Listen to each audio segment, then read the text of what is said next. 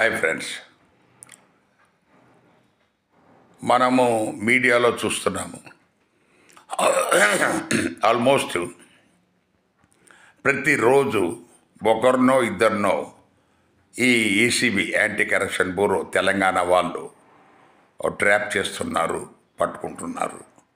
అందరి దగ్గర మనకు తర్వాత వాళ్ళ ఇళ్లల్లో సెర్చ్ చేస్తే మనకు చాలామంది దగ్గర అంతులేని సంపద ఉన్నవాళ్ళు కూడా చాలామంది ఉన్నారు. ఇది మనకు పాతకాలంలో ఇది ఎప్పుడో ఒకసారి ఒక కేసు జరిగేది. ఇప్పుడు రోజువారీగా రోజు ఒకటి లేకపోతే 2 ఈవెన్ 3 కూడా. అంటే ఇది కనీసం ఒక సంవత్సరం నుంచి జరుగుతుంది. కాంగ్రెస్ ప్రభుత్వం వచ్చిన మొదటి సంవత్సరం కాకుండా సెకండ్ ఇయర్ నుంచి నడుస్తుంది, మొదటి సంవత్సరం నుంచే నడుస్తుంది.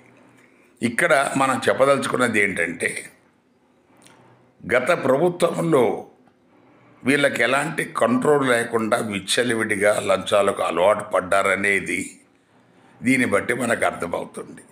అఫ్కోర్స్ ఆ ప్రభుత్వం వాళ్ళు చెప్పవచ్చు మేము చాలా స్ట్రిక్ట్ అని, అది వేరే. బట్ ఇప్పుడు ప్రస్తుతం ఉన్న ఈ రోజువారీగా 2-3 దొరకటం అంటే, పైగా అరెస్టులు మన ఏసీబీ రైడ్లు ఎక్కువ జరుగుతున్నాయని తెలిసి కూడా భయం లేకుండా లంచాలు డిమాండ్ చేసి తీసుకుంటున్నారంటే డెఫినెట్గా వాళ్ళు ఏ లెవెల్కు ముదిరిపోయారో లంచాలు తీసుకోవటంలో మనకు అర్థమవుతుంది.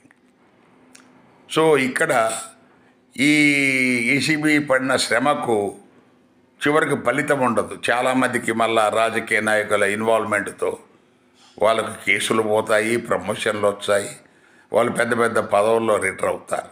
ఇది చాలా దుర్మార్గమైన విషయం.